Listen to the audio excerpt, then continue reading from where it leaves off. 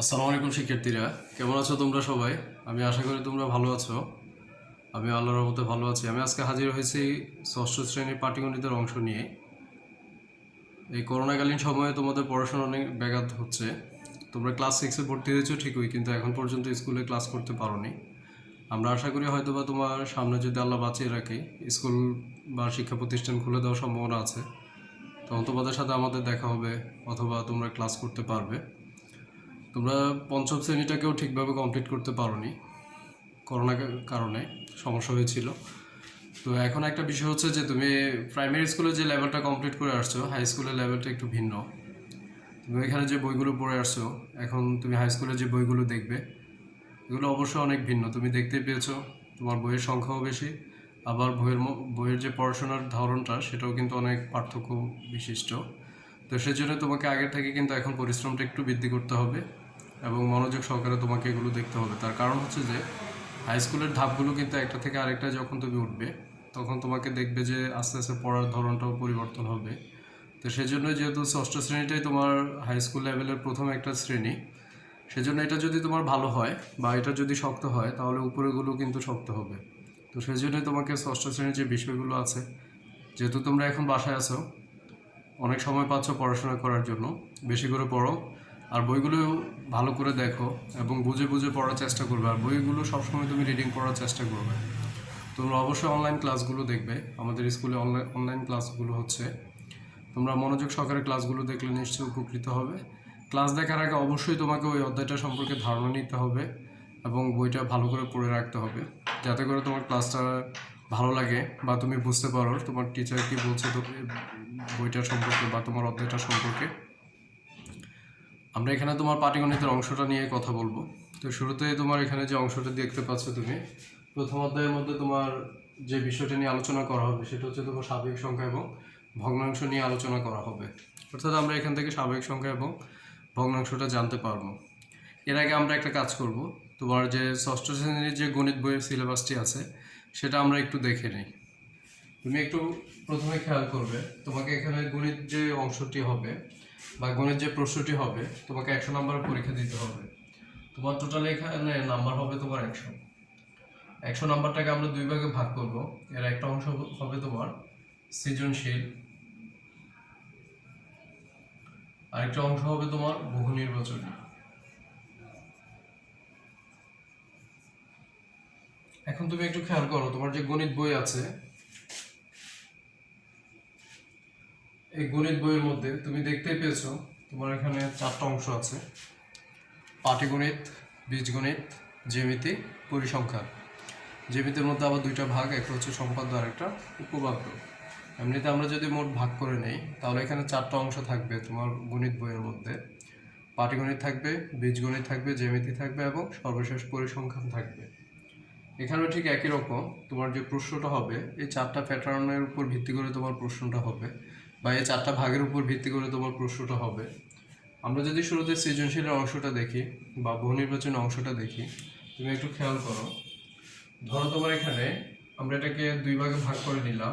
এই ভাগের মধ্যে হবে 70, এই ভাগের মধ্যে হবে 30। অর্থাৎ তোমার এখানে বহু নির্বাচনী প্রশ্নটা 30 নম্বরের জন্য হবে আর সৃজনশীল প্রশ্নটা 70 নম্বরের জন্য হবে। এই মোট হচ্ছে তোমার 100 নম্বরের পরীক্ষা। আর এর জন্য তোমার সময় হবে 3 ঘন্টা। 3 ঘন্টার মধ্যে এই সৃজনশীল প্রশ্নের জন্য তুমি সময় পাবে 2.30 ঘন্টা। তার মানে হচ্ছে তুমি 2.5 ঘন্টা সময় পাবে, অর্থাৎ 2 ঘন্টা 30 মিনিট। আর বাকি যে 30 মিনিট আছে সেটা হচ্ছে বহু নির্বাচনী অংশের জন্য। শুরুতেই তোমাকে বহু নির্বাচনী প্রশ্নটা সরবরাহ করা হবে। এই প্রশ্নটা তোমাকে অ্যান্সার করতে হবে। 30টার জন্য 30 নাম্বার পাবে। 30 মিনিট সময় তোমাকে দেওয়া হবে। 30 মিনিট পরেই তোমার কাছ থেকে বহু নির্বাচনীটা নিয়ে যাওয়া হবে। তো এখানে বহু নির্বাচনী অংশটা নিয়ে যদি আমরা শুরুতে কথা বলি, 30টা বহু নির্বাচনীর মধ্যে প্রত্যেকটা বহু নির্বাচনী প্রশ্নের 4টা অংশ থাকবে: ক, খ, গ এবং ঘ। এই 4টা অংশ থেকে তুমি প্রশ্ন পড়ে বুঝতে হবে সঠিক উত্তরটা কোনটা। এটার মধ্যে তোমাকে বৃত্ত ভরাট করে দিতে হবে। সর্বোৎকৃষ্ট যে উত্তরটা থাকবে, সঠিক উত্তর যেটা থাকবে, সেটাকে তোমার বৃত্ত ভরাট করে দিতে হবে। এখন বলবে বহু নির্বাচনী প্রশ্নটাকে আবার তুমি ভাগ করে নিতে পারো। কীভাবে ভাগ করবে দেখো, তোমার এখানে 4টা অংশের কথা বলে দিলাম: পাটিগণিত, বীজগণিত, জ্যামিতি এবং পরিসংখ্যান। তো তোমাকে সিলেবাসটা দিয়ে দেওয়া হবে, ইনশাল্লাহ কিছুদিনের মধ্যে তুমি সিলেবাস হয়তো বা পেয়ে যেতে পারো, সম্ভাবনা আছে। তো সিলেবাসটা দিয়ে দিলে তুমি দেখবে যে পাটিগণিতে কিছু অধ্যায় থাকবে, বীজগণিতে কিছু অধ্যায় থাকবে, জ্যামিতির কিছু অধ্যায় থাকবে, পরিসংখ্যানের কিছু অঙ্ক দেওয়া থাকবে, যেহেতু পরিসংখ্যানের অধ্যায় একটা। এক্ষেত্রে এসে তোমার যে পাটিগণিতের ভাগগুলো থাকবে বা বীজগণিত বা জ্যামিতির যে ভাগগুলো থাকবে, এই ভাগগুলোর ভিত্তি করে তোমার বহু নির্বাচনী প্রশ্নটা আসবে। অর্থাৎ যে ভাগগুলো দেওয়া থাকবে বা যতটা অধ্যায় দেওয়া থাকবে অতটা অধ্যায়ের উপর ভিত্তি করে তোমার বহু নির্বাচনী প্রশ্নটা হবে।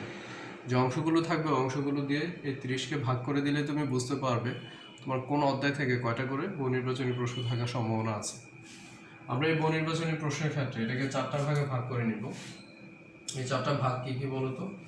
তোমার পাটিগণিতের অংশ থেকে হবে বহু নির্বাচনী প্রশ্নটা, তারপর হচ্ছে তোমার বীজগণিতের অংশ থেকে হবে প্রশ্ন, তারপর হচ্ছে তোমার জ্যামিতির অংশ থেকে হবে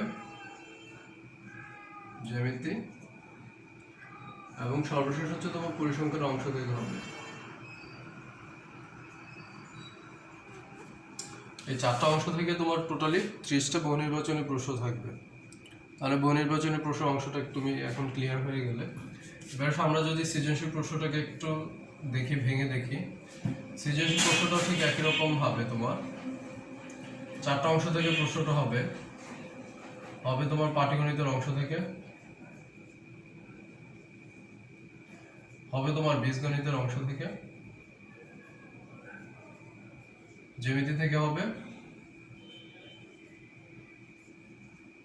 তারপরে সর্বশেষ হচ্ছে তোমার পরিসংখ্যান থেকে হবে। এই 4টা অংশ থেকেও তোমার সৃজনশীল প্রশ্ন থাকবে। এখন তোমার এখানে একটু খেয়াল করো, বহু নির্বাচনী প্রশ্ন আমরা জানলাম 30টা থাকবে, 30টা উত্তর করতে হবে। সৃজনশীল প্রশ্নের ক্ষেত্রে এসে তোমার এখানে সৃজনশীল প্রশ্ন থাকবে 11টা, এটা থেকে তোমাকে 7টা অ্যান্সার করতে হবে, প্রতিটা প্রশ্নের মান হবে 10। এটার মধ্যে তোমার নাম্বার ছিল 1 করে, 30টায় 30 নাম্বার। আর এখানে সৃজনশীল প্রশ্ন 11টা থাকবে, 11টা থেকে তোমাকে 7টা অ্যান্সার করতে হবে, তাহলে 7টার মধ্যে 10 করে থাকবে, 7 10 70। এই পাটিগণিতের ক্ষেত্রে বা তোমার গণিতের ক্ষেত্রে সৃজনশীল প্রশ্নের অংশ থাকবে তোমার 3টা, ক, খ এবং গ, এই 3টা অংশ। দেখো একটু খেয়াল করে, তোমার এখানে অংশ থাকবে একটাই সৃজনশীল প্রশ্নের ক্ষেত্রে ক, খ এবং গ। ক এর হচ্ছে 2 নাম্বার, গ এর হচ্ছে 4 নাম্বার, এবং খতে হচ্ছে 4 নাম্বার এবং গতে হচ্ছে 4 নাম্বার। এই মিলিয়ে হচ্ছে তোমার টোটালি 10 নাম্বার, তাহলে 7 10 70, অর্থাৎ 7টা প্রশ্নের অ্যান্সার করলেই তোমার 70 হয়ে গেল। দেওয়া থাকবে 11টা, তাহলে তোমার 4টা এক্সট্রা প্রশ্ন হবে। এবার আসো আমরা একটু দেখে নেই এই পাটিগণিত, বীজগণিত এবং জ্যামিতি পরিসংখ্যান থেকে প্রশ্নগুলো তোমার কিভাবে থাকবে, যে 11টা প্রশ্ন এটি কিভাবে থাকবে। পাটিগণিত থেকে তোমার সৃজনশীল থাকবে 3টা, বীজগণিত থেকে তোমার থাকবে 3টা, জ্যামিতি থেকে তোমার থাকবে 3টা, এবং সর্বশেষ পরিসংখ্যান থেকে তোমার থাকবে 2টা। এই হচ্ছে টোটালি 11টা প্রশ্ন। খেয়াল করবে ভালো করে, পাটিগণিত থেকে 3টা থাকবে, বীজগণিত থেকে 3টা থাকবে, জ্যামিতি থেকে 3টা থাকবে, পরিসংখ্যান থেকে 2টা থাকবে। 3 3 9, 9 আর 2 হচ্ছে 11। এই হচ্ছে 11টা প্রশ্ন। তোমাকে উত্তর করতে হবে কিভাবে? পাটিগণিত অংশ থেকে তোমাকে উত্তর করতে হবে 2টা, এখান থেকে করতে হবে 2টা, এখান থেকে করতে হবে তোমাকে 2টা, এখান থেকে করতে হবে তোমাকে 1টা। এই হচ্ছে তোমার ভাগগুলো। কথা অবশ্যই বুঝতে পারছো। পাটিগণিতে 3টা প্রশ্ন থেকে 3টা অ্যান্সার করতে পারবে না, 3টা থেকে করতে হবে 2টা, বীজগণিত 3টা থেকে করতে হবে 2টা, জ্যামিতি 3টা থেকে 2টা, এবং পরিসংখ্যান থেকে 1টা করতে হবে। এই হচ্ছে টোটাল মিলিয়ে তোমার 7টা প্রশ্ন। তাহলে এই ছিল তোমার ষষ্ঠ শ্রেণীর গণিত বইয়ের যে সিলেবাসের যে বিভাজনটা, সেটা। এখন আমরা চলে আসো, বিভাজনগুলো দেখে নিলাম, আমরা বুঝলাম যে আমাদের প্রশ্ন কেমন হতে পারে, সিলেবাসটা কেমন হতে পারে। তো সেজন্য তোমাকে একটু চিন্তা করে ভাগগুলো একটু পড়তে হবে, ভালো করে পড়তে হবে। আর তোমাদের ক্ষেত্রে আরেকটা বিষয় লক্ষণীয় হচ্ছে যে তোমার অধ্যায় শুরুতে যে লেখাগুলো থাকে এগুলো একটু ভালো করে খেয়াল করবে, ভালো করে তুমি রিডিং পড়বে, বুঝে বুঝে পড়বে, তাহলে তোমার অধ্যায়ের ভেতরে যে গাণিতিক সমস্যাগুলো থাকে এগুলো তুমি খুব সহজেই করতে পারবে। তাহলে চলে আসো, এবার আমরা একটু অনুশীলনের ভেতরে চলে যাই এবং সেই অংশগুলো নিয়ে আলোচনা শুরু করে দিই। আমরা এখান থেকে তোমার স্বাভাবিক সংখ্যা দেখব, তারপর আমরা ভগ্নাংশটা দেখব। শুরুতে আমরা একটু সংখ্যা নিয়ে কথা বলি। সংখ্যা জিনিসটা কি বা সংখ্যাটা কিভাবে আসে আমাদের কাছে। ধরো আমরা বেশ কয়েক ধরনের সংখ্যা সম্পর্কে জানি। কি কি জানি? ধরো এখানে যদি তোমাকে কিছু লিখে দেই, এরকম কিছু সংখ্যা যদি লিখে দেই, তুমি এগুলো দেখে চিনতেই পারছো কোন হরফ এগুলো।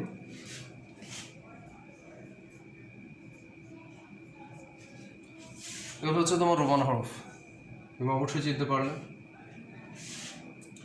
দেখো 1 2 3 4 5 6 7, তারপর 8 হয়, 9 হয়, সর্বশেষ 10 হয়। এখানে তোমার একটা বিষয় লক্ষণীয় দেখো, এই যে রোমান হরফগুলো আছে, রোমানরা যে হরফগুলো আবিষ্কার করে, এই হরফগুলোর সাহায্যে তুমি কিন্তু অনেক বেশি সংখ্যা লিখতে পারো না। অনেক বড় সংখ্যা লিখে কিন্তু তোমার পক্ষে সম্ভব না। নির্দিষ্ট কিছু সংখ্যা তুমি লিখতে পারবে। আরেকটা জিনিস লক্ষণীয় দেখো, তোমরা পরিসংখ্যানে যেটা পেয়ে যাবে, এটাকে তোমার ট্যালি চিহ্ন বলে।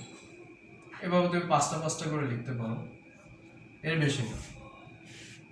4টা খাড়া টান দাও, আর একটা তোমার সাহিত্য টান দেওয়া হয়, উপর নিচে করে দাগ টানা হয়, এ হচ্ছে 5টা।